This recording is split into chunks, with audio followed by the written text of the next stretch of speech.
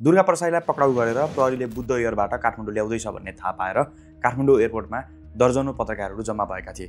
राज संस्था पुनर्स्थापना समितिका जन कमान्डर भनिएका दुर्गा प्रसाई 12:30 बजे विमानस्थलमा उहाँ चढेको प्लेन अवतरण हुने जानकारी प्राप्त भएको छ। उनीहरू प्रसाईलाई प्रहरीले काठमाडौँ ल्याएको तस्बिर र भिडियो खिच्न अनि मौका मिले उनको प्रतिक्रिया लिनका लागि तयार भएर बसेका थिए। ठूलो संख्यामा प्रहरी पनि सुरक्षाका लागि तैनात भएर बसेका थिए।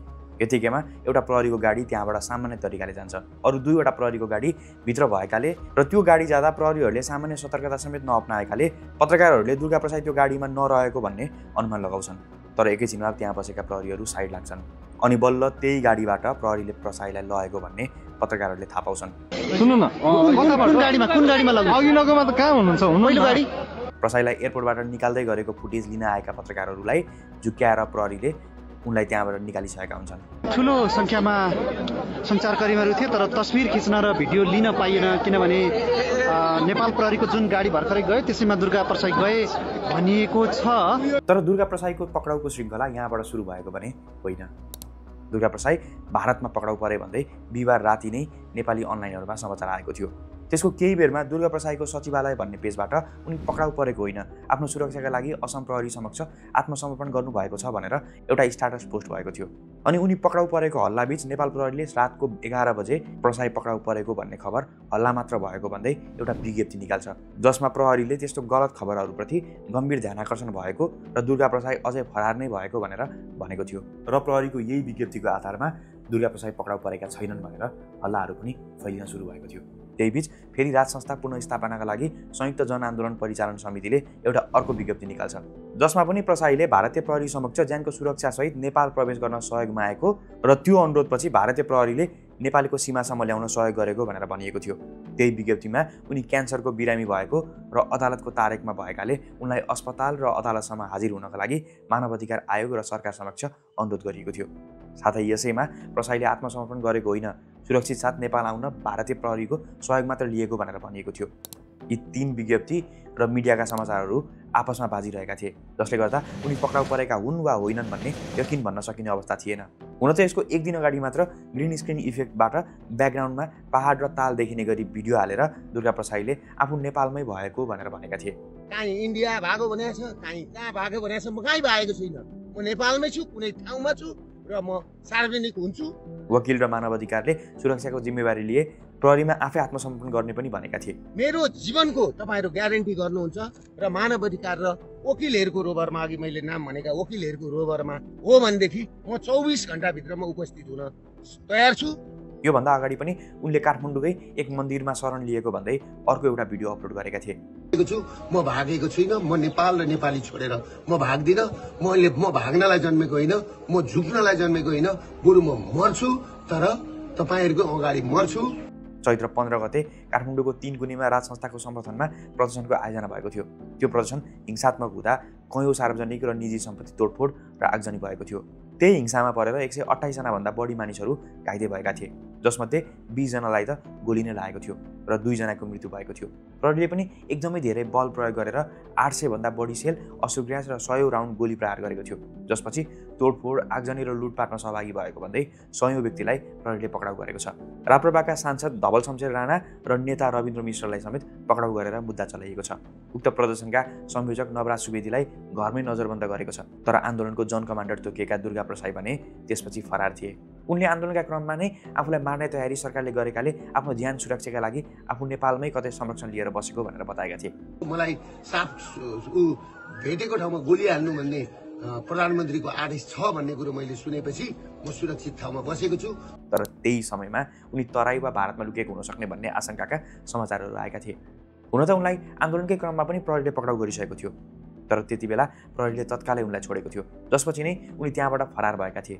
उनलाई पक्राउ गरिसकेपछि छोड्नु प्रहरीको कमजोरी थियो, अनि उनी त्यति ठुलो घटना पछाडि कसरी काठमाडौँबाट त्यति टाढाको सीमानाका कटेर भारत पुग्न सके। सरकारको यो गम्भीर सुरक्षा कमजोरी थियो र त्यही कमजोरीका कारण उनी करिब 15 दिनसम्म फरार हुन सफल भएका थिए।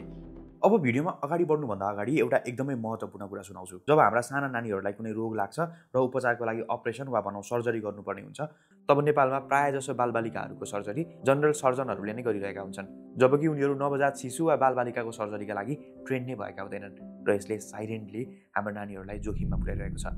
र अझ डरलाग्दो कुरा चाहिँ के हो भने हामीमध्ये धेरैलाई त पेडियाट्रिक सर्जरी एउटा छुट्टै मेडिकल विधा हो भन्ने समेत थाहा छैन। तर कलिला नानीहरूको शरीर ठुला मानिसहरूको जस्तो हुँदैन, नसाहरू एकदमै संवेदनशील हुन्छ, अङ्गहरू म्याच्योर भइसकेका हुँदैनन्, एनेस्थेसियाको प्रभाव एकदमै धेरै हुन्छ भने ब्लड लसको जोखिम पनि बढी हुन्छ।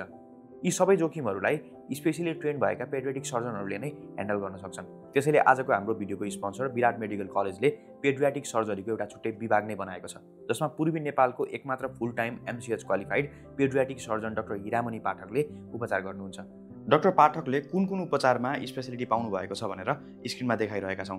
तपाईको नानीहरूलाई पनि यी वा अरू कुनै स्वास्थ्य समस्याहरू छन् भने स्क्रिनमा देखेको विराट मेडिकल कलेजको नम्बरमा कल गरेर वा भेटेर नै पनि सल्लाह लिन सक्नुहुन्छ। अब भने भिडियोमा अगाडि बढौँ। असममा पक्राउ परेपछि उनलाई त्यहाँबाट भारतीय प्रहरीको सहयोगमा काँक्रेभित्ता सीमासम्म ल्याइयो र त्यहाँबाट नेपाल प्रहरीले नियन्त्रणमा लियो। त्यसपछि मात्र नेपाल प्रहरीले विज्ञप्ति जारी गर्दै दुर्गा प्रसाई र उनको बडीगार्ड दीपक खड्कालाई भद्रपुरबाट पक्राउ गरिएको भनेर भनेको छ। तर प्रहरीले हिजो उनी पक्राउ परेको कुरा किन लुकायो अनि आज उनलाई भद्रपुरबाट पक्राउ गरेको भनेर किन ढाँट्यो, जबकि उनलाई हिजै भारतीय प्रहरीको सहयोगमा पक्राउ गरेको भन्ने स्पष्ट छ। यसको पछाडि भने कानुनी झन्झटहरू भएको बताइन्छ। नेपाल र भारत बीच खुल्ला सिमाना छ। एक देशबाट अर्को देशमा जान भिजा लगाउनु वा खासै चेक जाँच पास गर्नु पर्दैन, जसले गर्दा अपराधीहरूले पनि एक देशमा अपराध गरेर अर्को देशमा गएर लुक्ने गर्छन्। यस्तो अवस्थामा त्यसरी लुकेको व्यक्तिलाई त्यही देशको प्रहरीले पक्राउ गरेर जिम्मा लगाउनको लागि दुई देशबीच सुपुर्दगी सन्धि भएको हुनुपर्छ। नेपाल र भारत बीच पनि यस्तो सन्धि 1953मा नै भएको थियो र यो सम्झौता भए तापनि यसको प्रक्रियाबाट पक्राउ गरेका व्यक्ति हस्तान्तरण गर्ने प्रक्रिया एकदमै झन्झटिलो र समय लाग्ने हुन्छ। त्यसैले नेपाल प्रहरी र भारतीय प्रहरीले अनअफिसियली यस्ता अपराधीहरूलाई पक्राउ गरेर एकअर्कालाई चुपचाप जिम्मा लगाउने गरेका छन्। खासमा यसरी अर्को देशमा गएर पक्राउ गर्न पनि कानुनी रूपमा मिल्दैन। त्यसैले प्रहरीहरूले ती घटना पनि गोप्य राख्न चाहन्छन्। तर दुर्गा प्रसाई पक्राउ परेको खबर प्रहरीले नचाहँदै मिडियामा लिक भयो, जसले अप्ठ्यारो पार्ने भएकाले प्रहरीले राति नै दुर्गा प्रसाई पक्राउ परेको छैनन् भनेर विज्ञप्ति निकालेको थियो। अनि फेरि भारतीय प्रहरीले प्रसाईलाई समातेर नेपाल प्रहरीको जिम्मा लगाएको भन्ने देखिन्छ र कानुनी झन्झटमा परिन्छ भनेर नै काँक्रेभित्तामै प्रसाई हस्तान्तरण भए पनि आफूहरूले भद्रपुरबाट पक्राउ गरेको भनेर नेपाल प्रहरीले विज्ञप्ति निकालेको भनेर अनुमान लगाउन सकिन्छ। तर प्रहरीले जे भने पनि उनलाई नेपाल र भारत दुवै प्रहरीको सहकार्यमा पक्राउ गरिएको भन्ने स्पष्ट छ।